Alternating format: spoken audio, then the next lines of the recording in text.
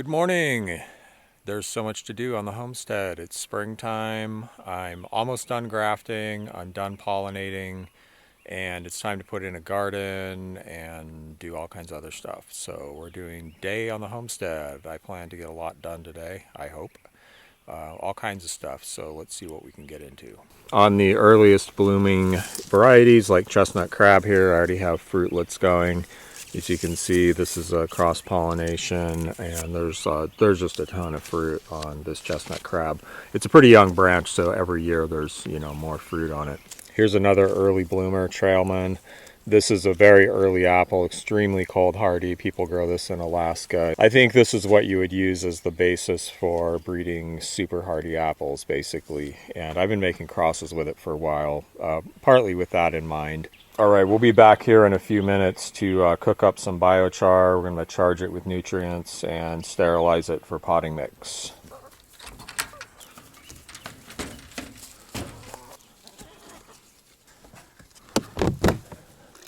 Filling my water up here. All the piping here is basically salvaged irrigation line, black poly pipe sitting in the sun, so I don't drink water out of it. I get all my water straight out of the spring. Here's an apple tree that just sprouted here. It's a seedling. It just came up by the spring here, so I'm gonna let it grow and see what it turns into. Kind of picking off most of the shoots that are trying to grow into branches, and this is actually the first scaffold because I want it to be well above the deer. So this scaffold's going to grow out that way. So this is going to be trained super high. You see how much that's growing? That's the power of notching. So I just cut a little notch right above that bud, and it's the only bud that's grown, a lot like that.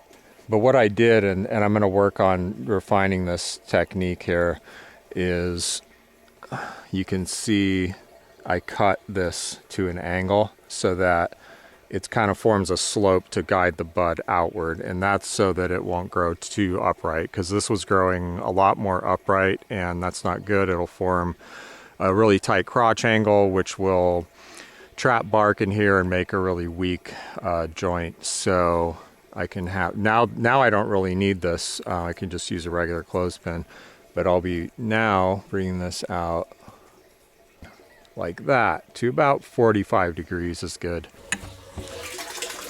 So this is only about a third full. I did a lot of watering yesterday. It's May 2nd or 3rd or something, and that's like a late summer flow, basically. That's what we'd expect to see in like August, even September in some years. There's a possibility that the spring is clogged with roots, and I'm really, really hoping that it is, but I don't think it probably is. We are just in a severe drought. This, very well could end up being the worst drought in living memory. And what are you going to do, right? I mean, it's not going to be good. What's really scary is if this could happen 2 years in a row, which it did just a few years ago. Just not quite as bad, but pretty bad. Okay, my pipe is bent, so let's try to bend it back. This is probably going to be real easy because I don't think it's actually clogged. Again, that's unfortunate, but I just think that's probably the truth. Yeah, I have a video on this where I talk about it more and clean it out when it's actually hard to clean. But yeah, I'm not feeling anything in there. Yep, we're screwed. There's no hope that we're going to get rain this year. It would just have to be torrents of rain to saturate the ground enough to get this level up, because that's what happened this year, is that just the level never really came up. I mean, it came up a little, but not really. But the other problem with this drought is that a lot of droughts, the soil is still saturated at the, in spring at the end of the wet season. And this year it's not. The soil moisture is actually very dry. So, there's different ways to measure drought, but that's, one of them. And that's the important metric this year. So all the plants, trees, native stuff is all going to suffer. So I grafted a lot of trees this year onto seedling rootstock. So I took the seedlings that I grew last year, right, for my apple breeding project. I gather the seeds, I grow them out for 1 year, and then I cut them off and I graft them somewhere else. Well, I use the roots of those to graft new trees of all of my new apple varieties. Most of this bed is Bite Me trees, and those I might use for growing out and then grafting multi-grafted trees of my seedlings. So how cool would that be to have like a tree that ships out with 5 of my apple seedling varieties on it, already set up, perfectly trained and ready to grow out. So a major thing I need to do this week is that. Clear these beds off, prepare them, and hopefully plant them within the next week. Here's my new tree-collared variety, Peasant King. I'm growing out as many cuttings as I can this year, and one thing we're going to do today is come back and cut these off so that they'll grow out more shoots. We ought to behead them. I have only 3 plants, believe it or not. Just other stuff died, rodents got them. Look at the size of this leaf. It's still holding up and proving to be, what I think it is, which is big and awesome and resistant to bolting. So I want to propagate as many as I can. I have some cuttings in the greenhouse right now that will be planted out to make more cuttings. At this point, I'm just trying to get ahead of the game. Unfortunately, my landmates cut down the original tree and set me back on propagation. Yeah, we're going to cut these off today and get them to sprout out. So if I cut them off, like each plant will grow maybe 6 or 7 new sprouts. This is going to be all melons. That's a Bite Me tree right there on top of a big, huge biochar pit. The melons will grow up over the trellis here, and then I'll plant, something probably in this space right here. We'll be using this tool a lot today. I use this all the time, one of my favorite. Most used tools. So I'm starting to water and fertilize the apple seedling trial rows here. Obviously water is going to be a problem, but even though it's really low right now, it's higher than it's going to be later. So one strategy is to try to just dump a ton of water into the ground right now to, get everything kind of resaturated, almost like starting over as if like it was actually a wet spring. Now, normally that would work better because I would have, double or more of the water I have now. Usually a lot more than double. We'll definitely do a tour of the apple breeding project, before too long here. You can see this is cherub and it's just covered in fruitlets. Also a ton of cross-pollinations. You can see all the tags. All those are cross-pollinations. I cross-pollinated it with some of my other seedlings like Twang, which is Williams Pride with Vixen. Black strawberry here. This is an interesting one. So this is a cross with what I call King Wixen, which is Freddie Menge's cross between King David and Wixen. I'm hoping that those King David genes, like the dark red, King Wixen is a fairly dark red apple, will synergize with the red flesh genes of Cherub. And also, again, Wixen is one of the parents of King Wixen, and it's one of the parents of Cherub, so that should reinforce that, special Wixen flavor, high sugar, all that stuff. Quite a few of these columnar trees. You can see there's 1, 2, 3. That's normal. That's a columnar. That's a columnar down there. All of these are maypole crosses, so, maybe 50% of them show up with the columnar dwarfing trait like this, and some of those are setting fruit this year. This one for the first time here is maypole with Wixen. I think all of these are probably maypole Wixen here. This block of trees right here is Williams Pride with Vixen, which is kind of like the closest thing there is to a large Wixen. It's very Wixen-like, really. It really almost is a slightly diluted large Wixen. Anyway, this has turned out to be a very precocious cross. So this cross, 5 out of the 7 trees have fruited this year, or flowered anyway, we'll see. And one of them fruited last year, which already has a name. That's Twang. It's ahead of everything. It bloomed before everything, and I have a feeling that it's still going to be the earliest of the lot, but I'm very interested to taste this stuff. You can see this one here next to it has set a ton of fruit. So, wow, that's going to be fun. There's lots of new stuff blooming this year or fruiting. Here's a Wixen Sweet 16 cross, I think. Yeah, Sweet 16 Wixen. I mean, God, that could be amazing. There's a bunch of fruitlets on that. Here's another columnar tree. This one I think is pink parfait or chestnut crab. Yeah, maypole with pink parfait. I think there's a couple of those fruiting this year. Yeah, here's another one that's, it's not really the dwarf habit, but it's kind of like similar. It may be partially. And look at this. Okay, so these are all the same cross.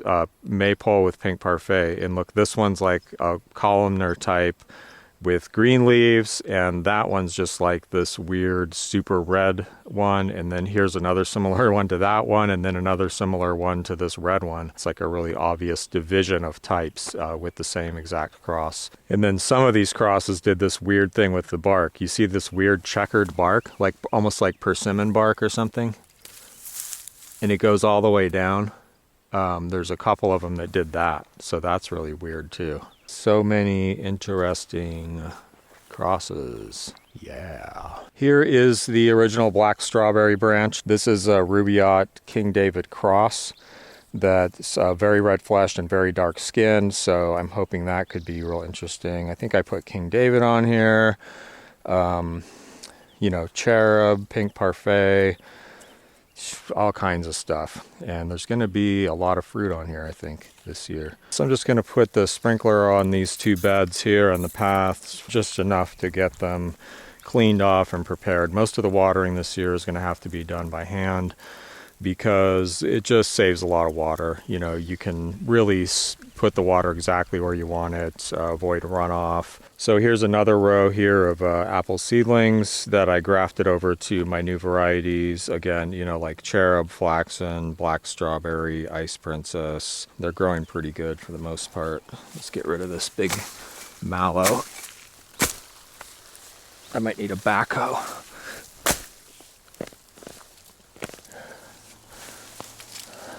I can use it for mulch here under my tree collard. Yeah, so there's going to be a lot of hoeing today. I'll just kind of whittle away at it. I'd like to make a new, slightly longer handle for this. I'm going to top them enough so that I think I can root one, you know, the top cutting itself. I can see, you know, there's nice, well-developed buds like up and down here, right at these bases there. You know, the problem is, you know, I think when my original tree was cut down, the thought was that it was going to grow back, but they don't. You know, they don't always grow back if you're cutting them way back into this woody stuff. So look down here. Do you see any buds? You know, like at the bases where a branch was cut off, right? Like an actual shoot was cut off, sure. But down here, there's no dormant buds really, or very few. So if you cut it way back down in here, there's a good chance it's just going to die. Now up here in this section, again, you know, there's like buds all over here. Like every leaf scar basically has a nice fat bud. So as you can see, there's a few shoots on here already. I could cut this one and root it, but I think I'm going to go ahead and let it grow a little bit more. And now the problem with this variety is that it's very tree-like. It doesn't like to branch out. Some of these branch out more readily than others. This one just doesn't seem to branch much. So if you want cuttings, I think, you know, you need to head it back. Okay, look at these beauties. I really think this is a pretty special variety, at least out of, you know, the population of seedlings that I grew. It was pretty clearly a cut above everything in terms of like size and, again, just like vigor, uprightness, slow bolting. It did eventually bolt. The year the original one was cut down, it was starting to bolt, but it was that was in maybe the 4th or 5th year. None of these are bolting this year, whereas other seedlings I have were bolting this year.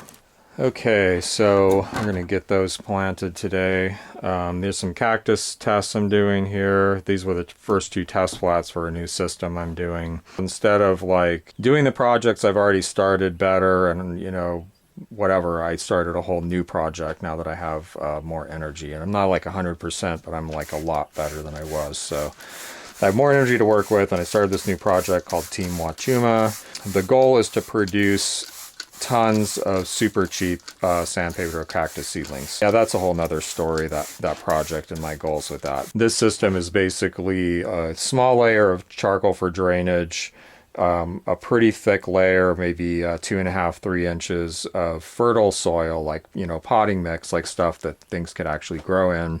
And then there's about a 1/4 inch skim that's just vermiculite, this stuff right here, and charcoal, like real fine, and that's to germinate the cactus in. But as soon as it grows down like 1/8 of an inch or 1/4 of an inch, probably 1/8 of an inch, it's already starting to hit nutrients. So these are already getting nutrients, but they were able to germinate in a relatively, actually sterilized, relatively inert, not super biologically active layer. So I'm not sure how it's going to work so far. You can see, hopefully some of these germinated very well, and others did really, really poorly. So I'm trying to figure that out. Here's some germination tests I started.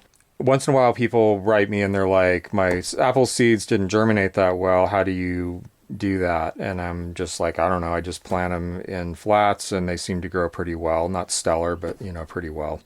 But last year I had, a bunch of rows of crosses with Becca's crab, which is a Malus prunifolia, that didn't sprout at all, or I got like 2 plants or something, and I was disappointed in that. So I took the whole flat, I dug the seeds out. I put them in like a little, pot of soil, put them in the fridge for about 48 hours, took them out, put them back, took them out, and then they grew like a couple weeks later.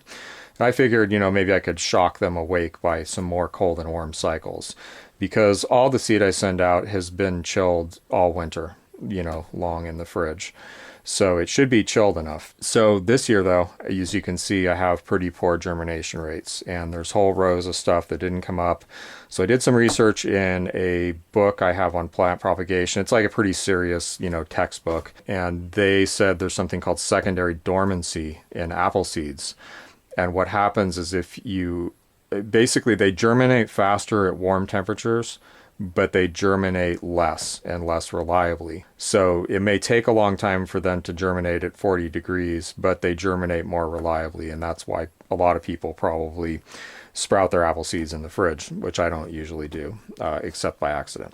So I think what I'm going to do in the future is probably just make sure I get my seeds planted out here in this unheated greenhouse where it's quite chilly in the winter, and just get them out soon enough, like in January, so that they get enough chill. So this year I got them out late. Last year I got them out late, and both were warm springs. So, that's been a problem. So what I'm going to do this year is I'm going to dig these out and carefully and plant them out, like get anything that's sprouted out of here, put these in the refrigerator for I don't know how long. I'm just an experiment, maybe take them in and out a few times, and try to get another chill on them, try to trick them into thinking that it's not summer, because they've been out here in the greenhouse. It's been a warm spring. It's been, it's like often 80 degrees plus in here during the day, actually 90 even, it's probably gotten close to 100 already.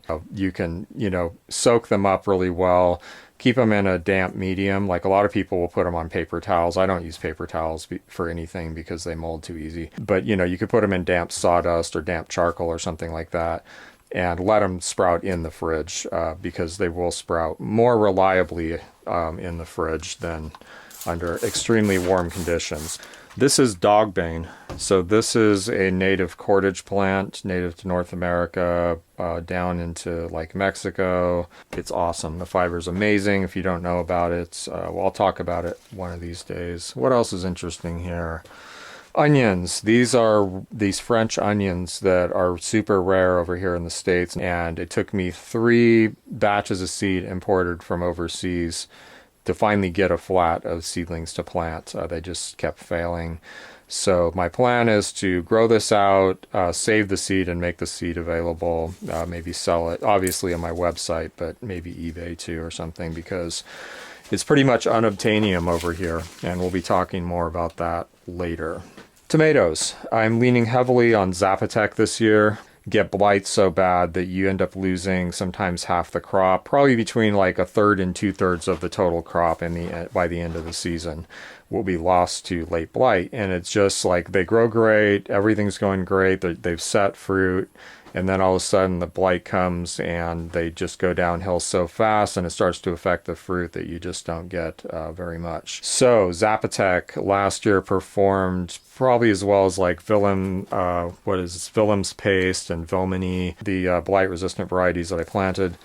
And this year I'm trying to like lean heavily on blight resistance. I'm going to try this Black Creme, which is on like a blight resistance list. I'm skeptical, but we'll see. I also have Lumahigh, which is actually bred by someone that reads my blog, and they sent me seed. That is a Zapotec cross. So it's Zapotec with some small white tomato, or like maybe a white cherry tomato. It's called Snow something. So I'm hoping that this also inherited Zapotec's blight resistance. So if you got Zapotec seeds from me, I'd love to hear back at the end of the season how it did if you have problems with late blight, because it does seem to be very resistant, and it has so many other great qualities that it just seems like a really good one to also breed with to get more blight resistance. So at this point, I'm just going to move toward all blight resistant varieties, because even the best tomatoes, like the one I hate to go with the most is Paul Robeson, because it's just like the best slicer ever. If I'm going to lose half, even 2/3 of the crop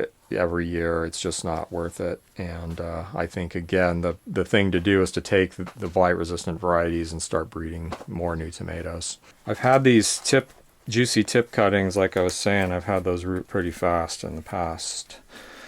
So I have to spray these cactus seedlings a lot every day. They cannot dry out when they're young. It seems counterintuitive, but these would actually grow fine if I kept them completely wet like this with those lids on and all the condensation and everything like that. I prefer to open them pretty soon after they're up, but you do have to keep up on it because they will die straight away until they're established. Now, if you got cactus seedlings from me before and they're not doing well, it's probably either that you're not keeping them wet enough, most likely, because you think, oh, they're cactus, they're going to drown, or you're keeping them too wet, which some people will do. But when they're young, even, like an inch tall, they just prefer to stay wet most of the time. So the bigger they get, the more they can dry out, or the longer periods of time they can handle being dried out. But in the beginning, they can take quite a bit of water. Don't just water them every day and keep them soggy, because they'll die and they'll rot. But, you can keep the soil damp all the time. Like, it doesn't have to ever dry out at all with any San Pedro cactus, as far as I can tell. And it's okay to water it heavily once in a while, as long as it's well drained and, you don't do it every day.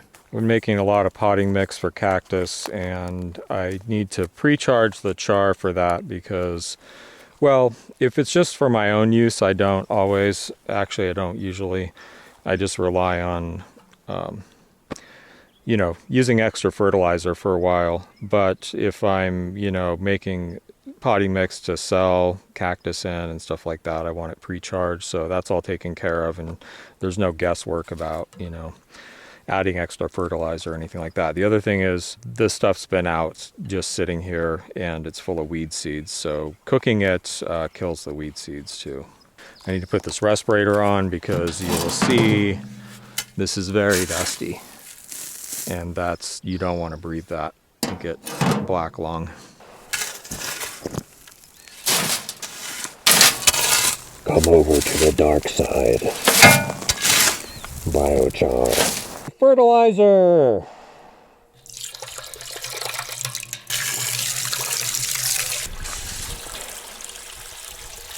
So I've got this handy thing here. So I don't know how much of anything to put in here. I just use a ton of fertilizer, like more than I think I would need. My theory being that the char will take up what it wants. The rest will just be left over in the water, and I can use that elsewhere. Just pop a rock on there. Yeah, so with cactus mix, I like it to be at least 50% char.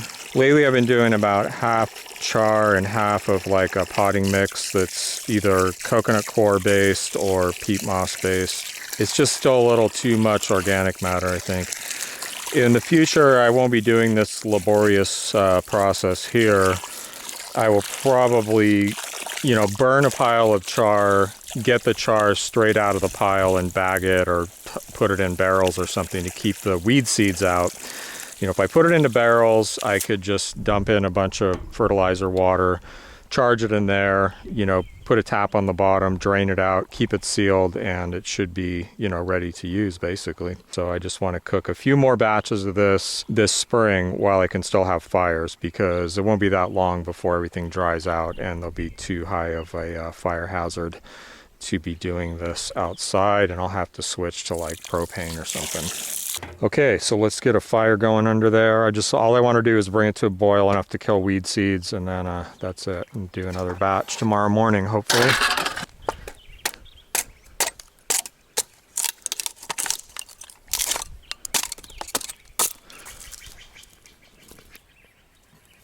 This has been growing in straight charcoal for 3 years, I think. It's about to produce a bunch of flowers. You can see it's very, very happy. When I got it, it was probably about that size as one of those pups. What do you do with all those axe chips? Well, here's one thing. Oh yeah, I was trying to chop 10 minutes a day this year. As soon as all the grafting and pollinating and tree stuff of all kinds started, I was just like, oh no way, this is not going to happen. So I haven't been chopping at all, actually, which is kind of classic me. I'm either doing something all the way or not at all. So if I stoke that well 2 or 3 times, that's enough. This charcoal has been drained, so once it's cooked here in the fertilizer water, I'll take it out, drain it on this screen into the barrel so I can use the drainings for fertilizer. And then I rinse this, to rinse out extra fertilizer if there's a lot of extra fertilizer in there. And then hopefully the idea is this will be like fully charged up and it won't rob any nutrients when it's used to grow things. I almost smothered this fire. I always add too much wood too fast. This is pretty clear, basically. So that stuff I dumped in there is like, it looks like molasses or something. I mean, it's really thick and brown, and all that stuff gets sucked up by the charcoal. But this still has nutrients in it, so I'll take this and, water potted plants with it and trees and stuff like that. So these are last year's seedlings. Yeah, so the plan is to grow these out in uniform conditions, right? All the soil's exactly the same, the pots are exactly the same, so I can compare them side by side. I'm not gonna do anything with the hides today, but I just wanted to show you how this is going. This is the cattle skin. It's looking really good. It smells great. Like, it's real fermented smelling, like vinegar or fermented fruit or something like that. But that's a good smell. Like, it's a good healthy smell. This is feeling very dense. You can hear it, and leather-like now, and it's going to be super nice. So we'll get back on that project pretty soon. I have a little bit of footage shot, and probably within the next week I'll get this stuff out, get the sheep hides out, and start rinsing and finishing those, and check on this and strengthen it if I need to. Stuff like that. There's like 3 lizards right there. 4. There's another one. It's all covered in mud. Why are you so muddy, dude? Everybody wants some. Yeah, so all day today, lots of hoeing.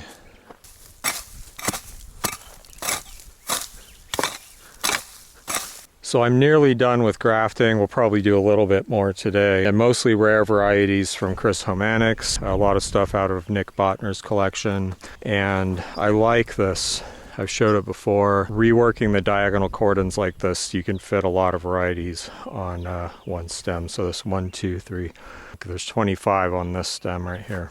So this year, instead of grafting my new seedlings for the breeding project onto dwarfing rootstock and planting them in the field, I worked, I think, about 90 varieties onto this one tree.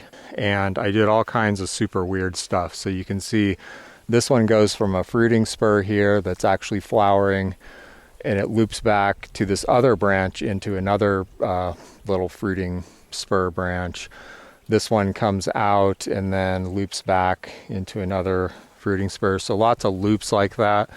Some of them I just grafted on backwards, like I grafted the tip instead of the base on. What else? Some of them are like just grafted in the middle, or they're arced. The weirdest things I could think of doing. I have more things I want to try. So this one is just grafted for like more than half the length of the scion is grafted in like just a flat configuration. They're just, you know, a little strip of bark is taken off each one, and then they're laid up side by side like that. It's already healed pretty good. It took a long time because they're weird, you know, they're really weird grafts. So anyway, the idea is to get these to fruit more quickly. This is one I put on last year. This is one I put on last year. This one here is barely growing. That's from last year, and they didn't fruit. You know, nothing I put on last year actually fruited. So we'll see. The idea, of course, is to get them to fruit as soon as possible by tricking them into thinking they're part of a very fruitful and fruiting tree. You can see this one's grafted here into that fruiting spur, and then it comes over to this other branch and is grafted in here, but the tip is still sticking out so it can grow. Here's one that's, you know, the base goes down, it's grafted flat in here, and then it sticks out there. This is growing at the tip. And some are grafted just normal, so those provide controls to see if this is going to make any actual difference. I've had people tell me that if you just graft onto an existing fruiting tree onto fruiting branches that they'll fruit faster. I'm very skeptical. If that doesn't work, or these like weird interventions I'm doing like this don't work, yeah, we'll see about that, folks. Rinse this because I want, you know, I don't want excess fertilizer in there. So if the charcoal didn't absorb everything, I want to, you know, I want just what's in the charcoal, what it's charged with, and that's it.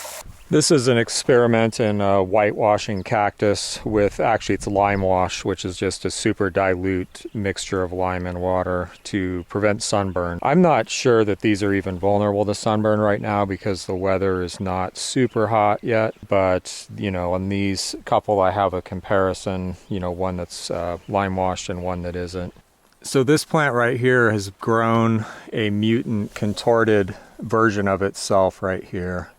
And I want to get that out and pot it on its own. That's a trip, huh? So this is similar to that. So this right here is the contorted version of basically of this one right here.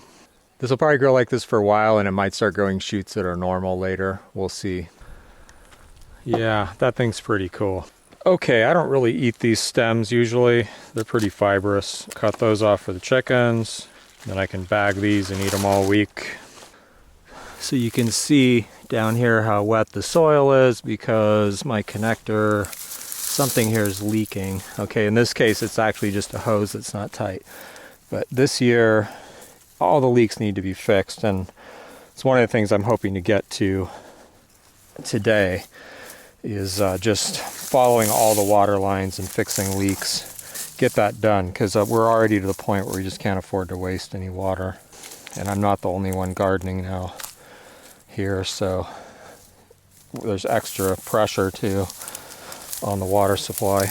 Mulch is going to be critical this year, and I don't usually use a ton of mulch. It depends on what I'm doing. So in this case, you know, I don't mind mulching fruit trees very thick. I often do if I have material or energy to go get it. But I'll be going out into the woods probably and bringing in leaves. In the meantime, I'm just going to use all the weeds from these rows.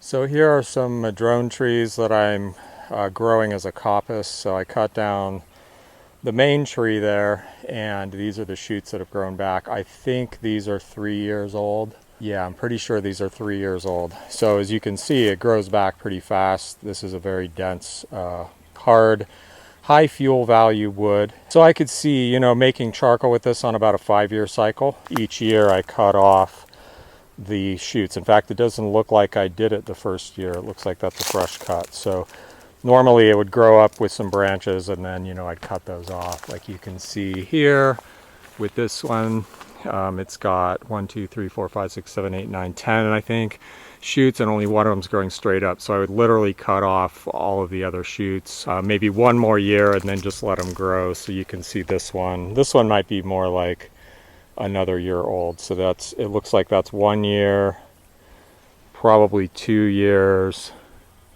Nope, probably 3 years old. Pretty impressive, huh? Well, that's what happens when you have a tree-sized root system and only a few small growing points. So the other thing I did was remove some of the shoots and only leave like the largest shoots. And this is tan oak, so I'm doing the same thing with that. So this is how you would manage a coppice woodland for continuous charcoal production. Let's say 6 blocks of land and you cut each one every 6 years. You could just do that pretty indefinitely, you know. This is a maple tree that was also, I think, cut off, or at least I was trying to train it to be an actual tree and not just a bush that the deer keep eating every year. And on this one, I grafted these 2 stems together just to see what would happen and how they grow. You can see that I left the ends of the branches intact and I let those grow. I didn't cut these off and graft them together. And the reason is that if a graft dead ends into like another branch or graft and neither one of them has any reason to grow, like they don't have any place to go, there's nothing to grow on the end, there's no shoots or anything, they just won't grow very much. So this basically solves that problem by making sure that these have a purpose, right? They're still trying to grow. Each is trying to grow its own shoot. So the plant's going to continue to direct energy into those. Hopefully that's the idea, at least. And this is probably healed. Another thing about this parafilm is it doesn't last very long. Like it starts busting apart well before the grafts are completely healed sometimes. And that's been a problem on a couple of grafts. We'll see how it goes as the season progresses. Okay, so I'll probably also end up later this year, because these are new shoots right now, grafting these 2 together. Or maybe, you know, there's 4 here, so I could graft this one to that one and that one to that one. And keep, you know, screwing around with what I can achieve here. Gotta check for, yeah, here we go. Daffodil seed pods. So I've been breeding daffodils for about, oh God, I don't know. It might be like 8 years now.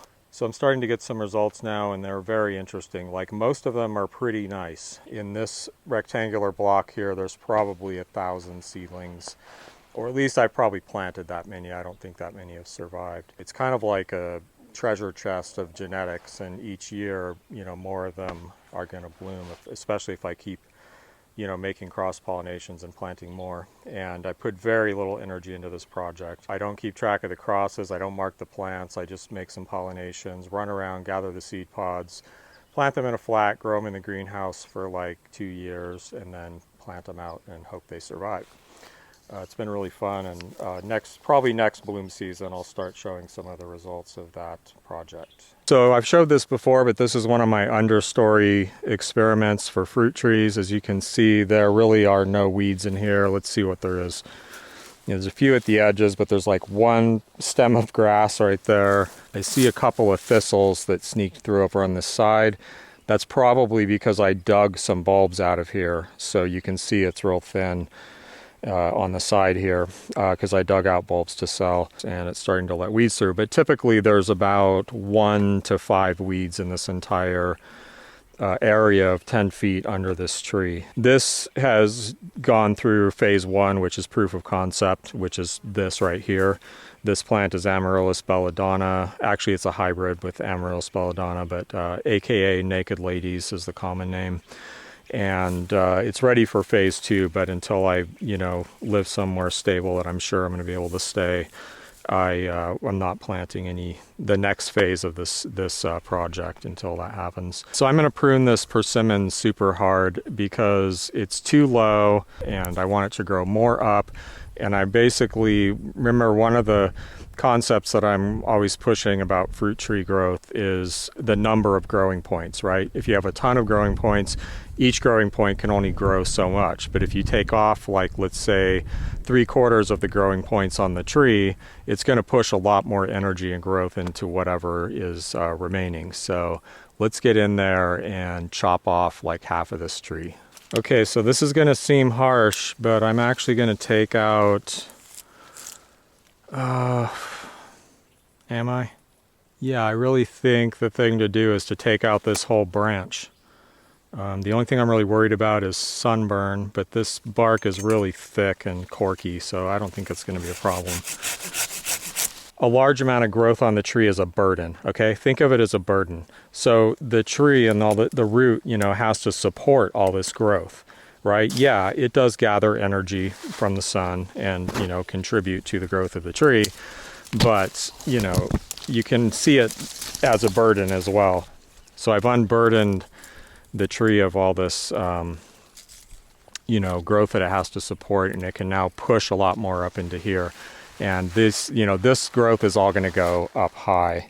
So I'm going to take off this and make this branch go up and out. And I want this to put some extension on this year. I want it to grow outward. Okay, so I wasn't kidding when I said I was going to cut this back really hard. But you'll see if we come back and visit this that these shoots are going to put on a lot of extension this year. Kickstart this tree to grow into an actual tree. Now it is possible that part of the reason it's not growing well is because of all the competition from these bulbs.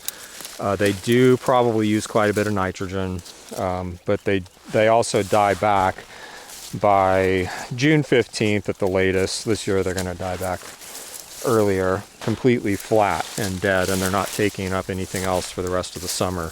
That's how the system is supposed to work, is to provide weed smothering in the winter and then die down and not compete with the tree for the rest of the summer and form a dead mulch over the ground to prevent moisture loss.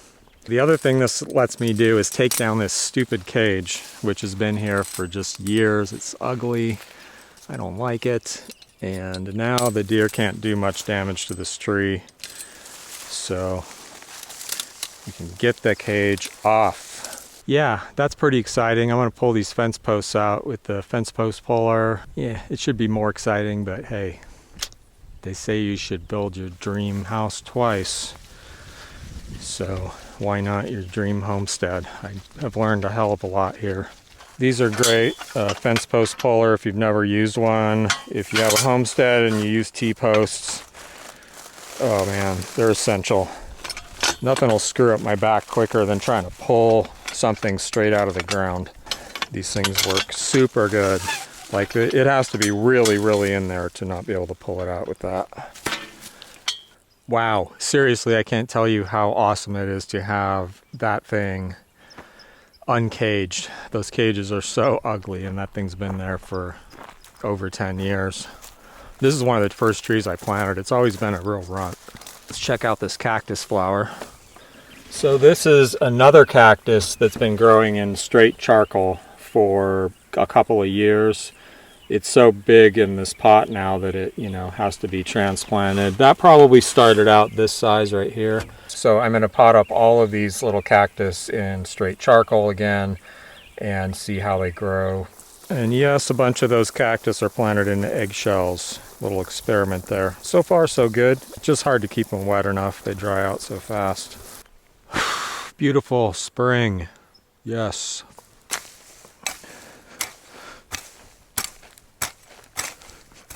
Tease some of the dirt out of these weeds, and I can use them to mulch my trees over here. Yeah, so we made some progress here. Got this bed mostly mulched. All those paths are cleaned. 3 beds ready to plant. Lots of cleaned paths, more clean paths over there. So tomorrow we'll be, you know, setting up this block and getting that ready to plant and hopefully planting it. I'm pretty much ready to quit and get some dinner, but I'm gonna stick some plants in the ground first because, yeah, there's just so much planting to do. I'd like to take advantage of this. So this bed has kitchen waste in it, like, kitchen scraps buried in trenches. So I dig a trench, dump stuff in, fill it with the dirt from the next trench, fill that, etc. So that happened last winter. This one has that as well, but it's a lot fresher. So that's going to be pretty hot and nutritious. So I'm going to put a zucchini in that end, a couple tomatoes, cucumbers on the end.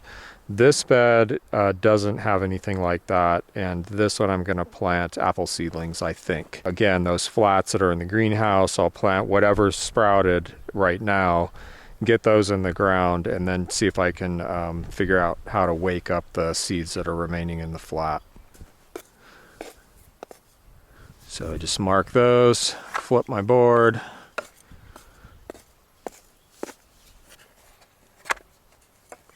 Now these should have been in the ground, I don't know, a couple months ago or something.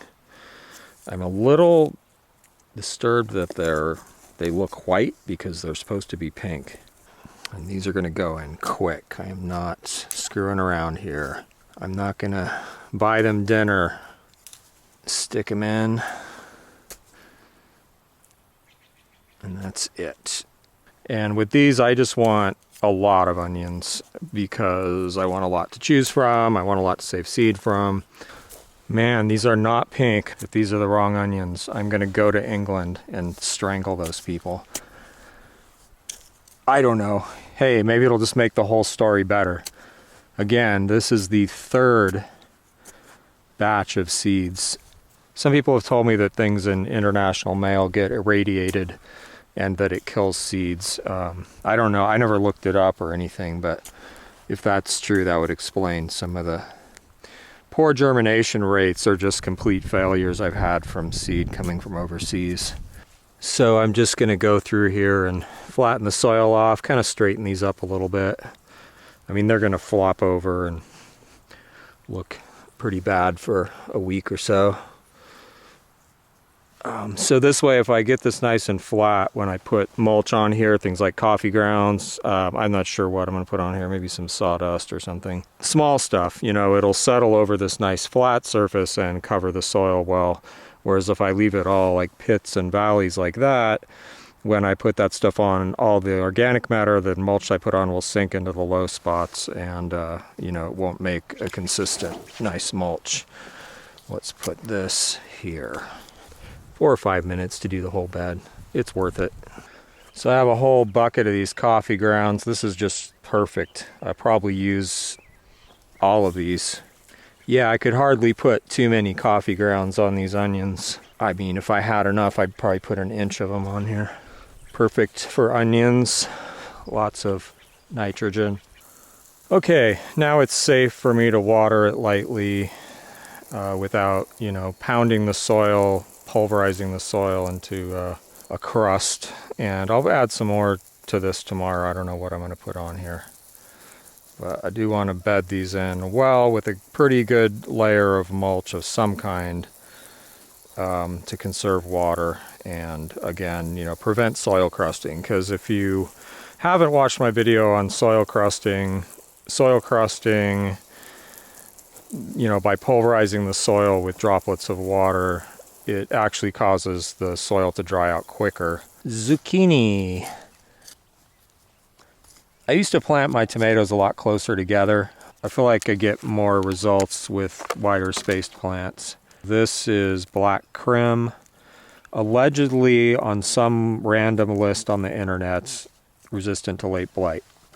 We will see about that. It is a very good tomato. I've grown it before.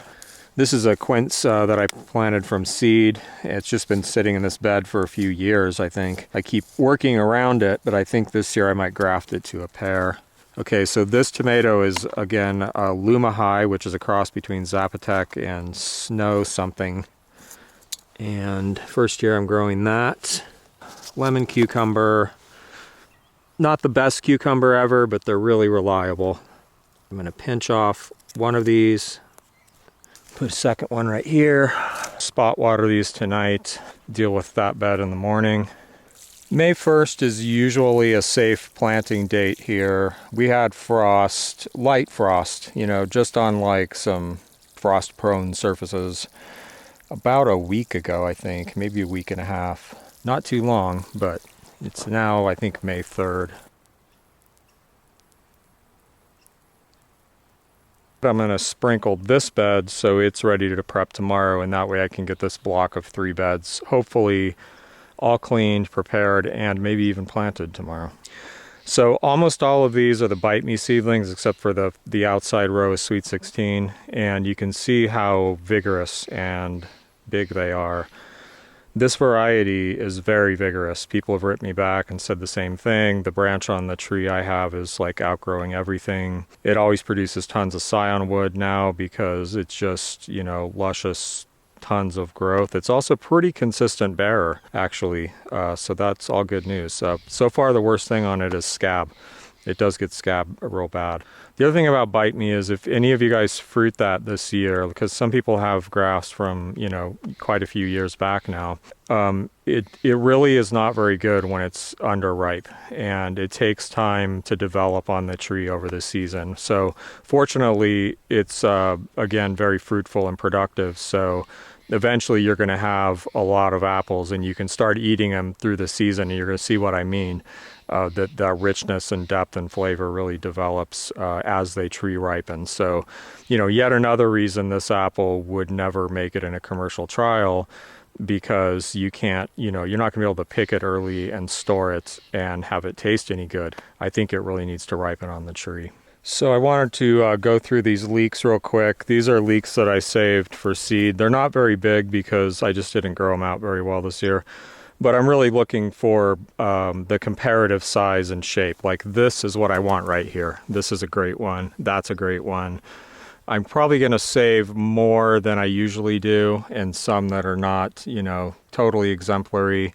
I like the looks of this one, even though it's kind of small. I like the looks of that one. I like the looks of that one. There's another one back there. But a few of these are definitely culls. I want to get those out of here now, and I want a leek for dinner. This one's another example. It's way too short. This one's too short. So about 25% of those I'm going to pull out of here before I let this all go to seed. And I will have giant Bulgarian leek seed again by the end of the season.